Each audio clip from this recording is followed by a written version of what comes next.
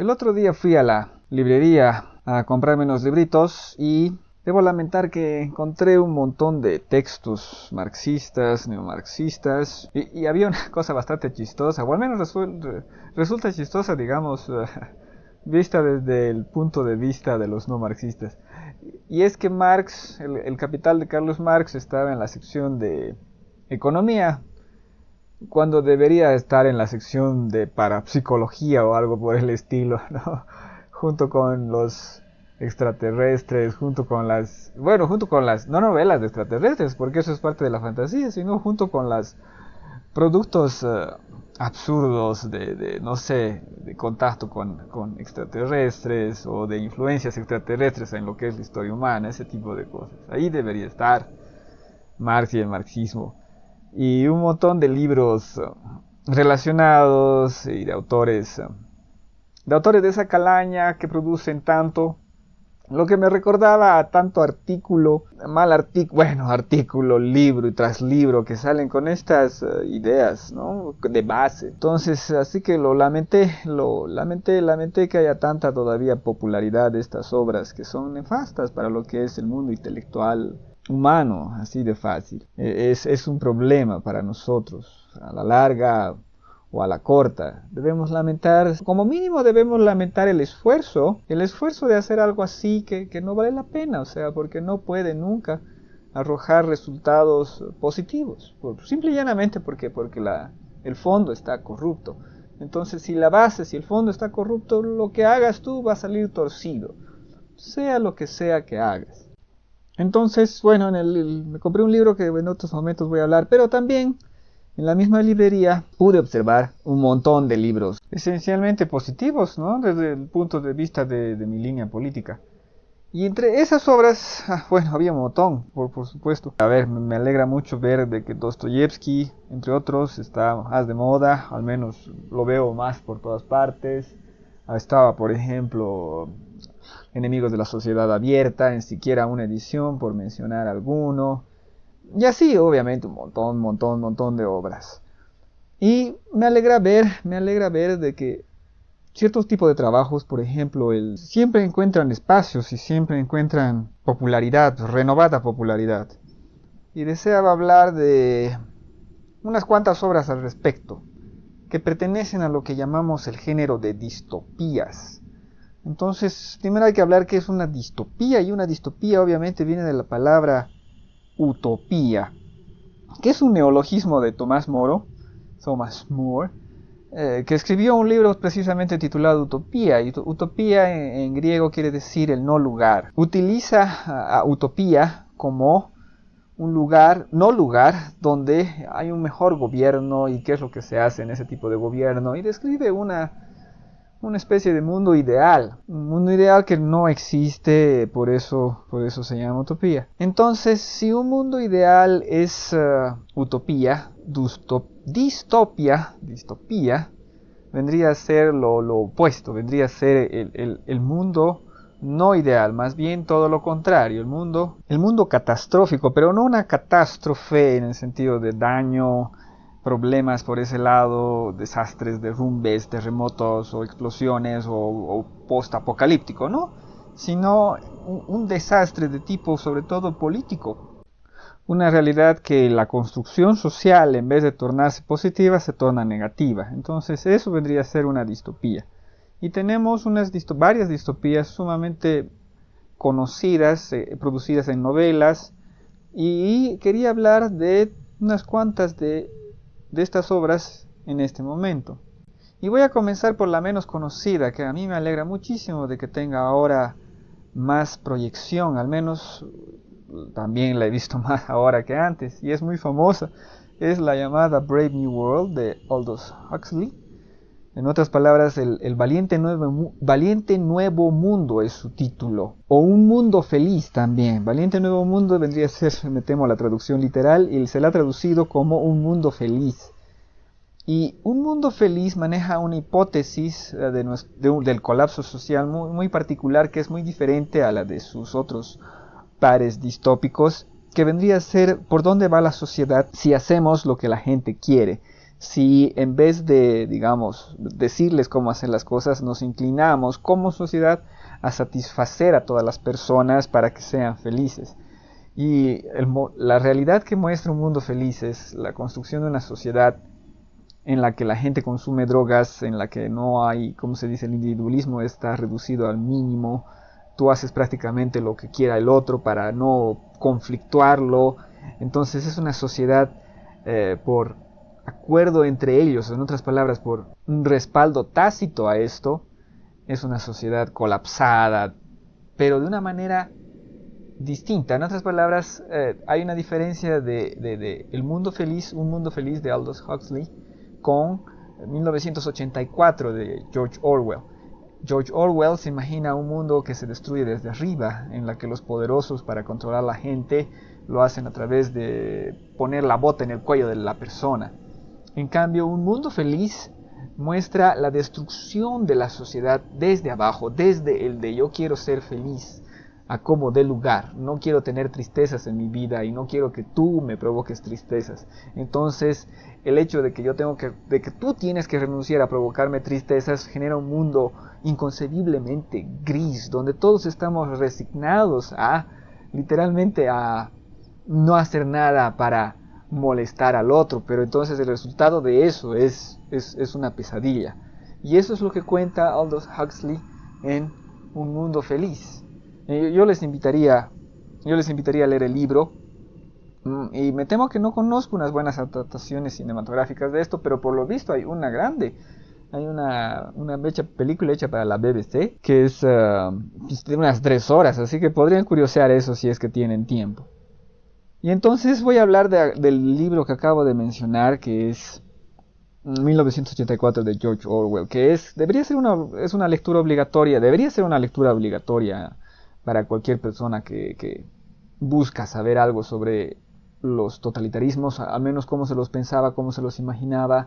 Hay una serie de ideas dentro de lo que es el libro de George Orwell, 1984, que han pasado al lenguaje, como por ejemplo doble pensar. La idea de doble pensar es de Orwell, el propio idea de orwelliano, que está muy presente en el idioma inglés como una idea de un mundo en el que nos vigilamos, nos explotamos, nos oprimimos los unos a los otros a través del Estado, ¿no? Esa es la diferencia entre estas dos visiones de distopías. Por un lado tenemos la opresión desde arriba y por otro lado tenemos la opresión desde abajo, que es una fascinante diferencia, digo yo. 1984 debería ser esa lectura obligatoria que te muestra un mundo en el que está completamente oprimido el ser humano, la persona que coexiste en ese mundo social. Y es una verdadera batalla mantener tu propia personalidad, mantener tu intimidad y todo eso. Y está muy bien escrito, muy bien, es un excelente trabajo.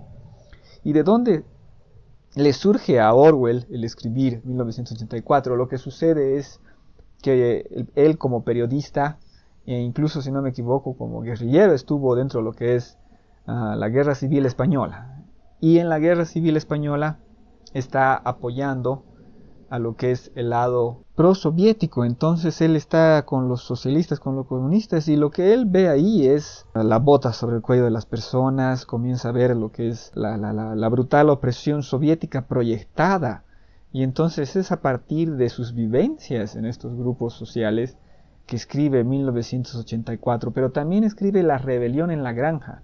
La rebelión en la granja es otro libro de Orwell en el que en tono de fábula se muestra lo que es una dictadura soviética en la que los cerdos se rebelan contra los amos, pero los cerdos, ¿no?, que han ahuyentado a los seres humanos se vuelven a su vez tan opresores o más que los seres humanos. Entonces es una alegoría.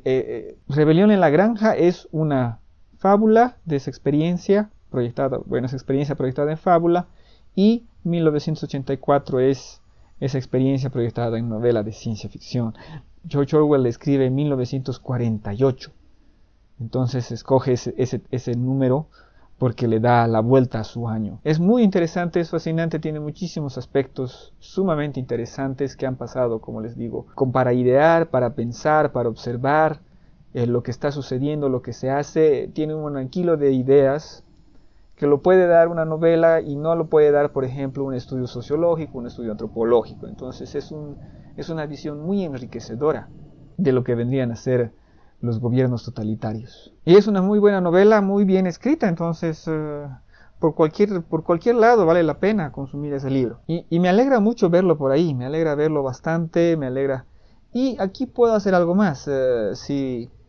Bueno, de entrada yo recomiendo el libro, pero la película de 1984, titulada 1984, porque bueno, la sacaron ese año obviamente por varias razones, para difundir lo que es venía ideal el año para proyectar esa película. Bueno, entonces esa película con William Hurt es también muy buena, es una excelente adaptación y que muestra un mundo oscuro, gris, lleno de propaganda en la que... véanla, yo la recomiendo a manos abiertas. Es buena película. Claro que no es como quien dice una película divertida, pero ese no es el objetivo. El objetivo es que sea humana e interesante en cierto aspecto humano. Entonces en ese aspecto es muy recomendable. Pero la razón por la que estoy hablando sobre este tema no es exactamente que fui a la librería y encontré todos esos libros, que también es verdad, o sea, también hice eso. Pero aparte de que me alegré de ver otro tipo de libros en la misma librería, también trae a mi mente, o este tema me viene a la mente porque recientemente se estrenó en HBO, todos los HBO, Dios mío que tienen un montón de canales de HBO, se estrenó en HBO la película hecha para HBO, o sea, película hecha para televisión, que es Fahrenheit 451, que es una nueva versión del famoso libro de Ray Bradbury. La novela trata de un equipo de bomberos que queman los libros para apagar la opinión de las personas, la pluralidad de ideas, la proyección de ideas, la creación de ideas, la creación de opiniones y todo lo demás. Entonces eso es Fahrenheit 451, que es la temperatura en Fahrenheit a la que arde el papel. Entonces son ese grupo de bomberos que tienen ese signo 451 que se dedican a buscar y eliminar libros, ¿no? Para que se elimine la memoria de las personas, para que se elimine la opinión de las personas. Y es una idea fascinante. Y puedo recomendar aquí la película de 1966, adaptada por nadie menos que Truffaut. Y también puedo simpatizar, me resultó muy simpática esta nueva versión de 451 difundida por HBO. Y me alegró ver de que se difundan este tipo de obras que son siempre una esperanza. ¿Por qué? Porque habla de algo positivo. En otras palabras, se presenta como algo negativo en la destrucción de la obra, la destrucción de la opinión, la destrucción de la creación, y se presenta como algo positivo, el pelear por esas cosas, estar a favor de eso. Y me alegró mucho y me gustó la actuación. No debo decir que, digamos, la película me haya gustado en su totalidad, pero diría que los elementos básicos de la película en sí están ahí y están ahí positivamente. De lo único que me quejaría es de que no se da una buena idea del mundo, del tipo de mundo que se ha creado. Hay unos diálogos al respecto, pero después no se da mucha idea de eso. Después vemos un montón de pantallas. Supongo que son límites de presupuesto, por si acaso, de tipo de escenas que se podían hacer fuera de ciertos espacios, ¿no? Que son los que tenían para hacer esta película de bajo presupuesto, pero me agradó porque la idea principal se transmite. Entonces también la puedo recomendar, espero que la disfruten. Y antes, la película de Truffaut de 1966 también está disponible, Fahrenheit 451, vale la pena verla. Yo la recuerdo difusamente porque la vi hace muchísimo tiempo atrás, pero recuerdo que me gustó. Y que la conozco y reconozco, bueno, como conozco bien la idea, no he leído la novela de Ray Bradbury, por más que la tengo literalmente a mano. Creo que la voy a leer ahora, o sea, en estos meses, porque no es larga y seguro que está muy bien escrita, porque sí he leído bastante de Ray Bradbury y tiene una prosa magnífica que queda muy bien en inglés o en traducción, o sea, por ese lado no hay ningún problema. Pero entonces estamos hablando de películas y de libros y saltándonos viceversa, ¿no? Entonces saltando de un lado a otro. Entonces ahora hablaré de una película que es originalmente una película y no está basada en un libro. No. Antes tengo que hablar de otra cosa más, que es el libro de Nosotros, de Yevgeny Zamyatin. Yevgeny Zamyatin escribe Nosotros, We, el libro, dentro de lo que es la Unión Soviética. Y entonces él, no me acuerdo cuál es la historia personal de Yevgeny Zamyatin, pero no sé si sobrevive a la dictadura, no sé si logra escapar y publicar el libro afuera, pero sí conozco el libro en sí, o sea, sí conozco la novela Nosotros, que trata, bueno, en primer lugar es pues un mundo completamente reprimido, completamente oprimido, y en la que se está buscando hacer el gran proyecto social, mientras se pisa sobre las personas que se les ha condenado a ser grises, a no tener opiniones y todo ese tipo de cosas. Y se está haciendo el gran plan, que es un proyecto, que es una nave espacial que va a ir, ¿no? Y llevar esa nueva humanidad condenada, nueva humanidad gris, al espacio exterior, o va a ser un gran logro para la sociedad esa, ¿no? Pero es una sociedad totalitaria. Entonces son esas personas oprimidas que intentan encontrar alegría en lo que hacen, alegría en absolutamente todo, en esas vidas que llevan. Y esta novela de Zamyatin, Nosotros, no encontró tanta difusión, no tuvo tanto éxito, pero la conocía George Orwell. Y George Orwell en parte basa, pues, hay ¿cómo se dice? Hay unas relaciones muy grandes entre nosotros, en su estructura, sus temas, ciertos aspectos de la novela, que van a entrar en 1984, por si acaso, entonces para que conozcan este dato de la novela de Nosotros, que también es una lectura muy recomendable. No tiene obviamente el nivel de la prosa de Orwell y se parece por influencia, o sea, es una influencia en Orwell, pero es buena, es interesante y la conozco, la he leído, me falta un pedazo, pero la he leído. Y ahora sí, podemos volver a hablar de películas. Y aquí debo decir que la película que deseaba mencionar es Equilibrium, que es un film que tiene relación con Fahrenheit 451 y también con 1984 de George Orwell. En un mundo en el que se está destruyendo, se ha destruido el arte porque no es bueno sentir. Y entonces, obviamente ahí ya vemos, ¿no? La naturaleza del conflicto. Obviamente hay una historia, también una historia de amor y todo eso, pero también hay unas coreografías de peleas con armas y con algo que se inventan, que es, no me acuerdo, que es Ganfu, algo así. O sea, en vez de Kung Fu, Ganfu, o sea, arma karate, ¿no? Ese tipo de cosas, pero tiene unas muy buenas coreografías de acción. Me gusta mucho la idea, diría que a pesar de sus limitaciones, acaba siendo una buena película. La recuerdo con aprecio, entonces yo también la recomiendo con las manos abiertas. Y entonces sería estas recomendaciones, estos recuerdos de estas obras los que deseaba compartir hoy. Seamos sinceros, no es nada novedoso, vendría a ser literalmente lugares comunes, pero si son lugares comunes, son lugares comunes por algo. Entonces este tipo de repeticiones, de señalar en la misma dirección una y otra vez, es positivo. Si señalamos en la dirección correcta y apuntamos en la dirección correcta, y me alegra una vez más de que haya tanto en la dirección en la que tú apuntes, o al menos en la que yo apunto. Y me alegra la fuerza de estas obras desde tanto tiempo atrás e incluso en nuestros días, que provocan nuevas o redifusiones o nuevas ediciones o nuevas adaptaciones. Me alegra mucho y me parece una buena noticia en medio de la lluvia de tantas ideas, de tantas malas ideas, que también no se agota lastimosamente. Pero entonces, como Winston en 1984, entonces no nos queda otra que escribir un diario particular en el que recordamos nuestros sentimientos siquiera sobre las obras de otros. Muchas gracias por su atención.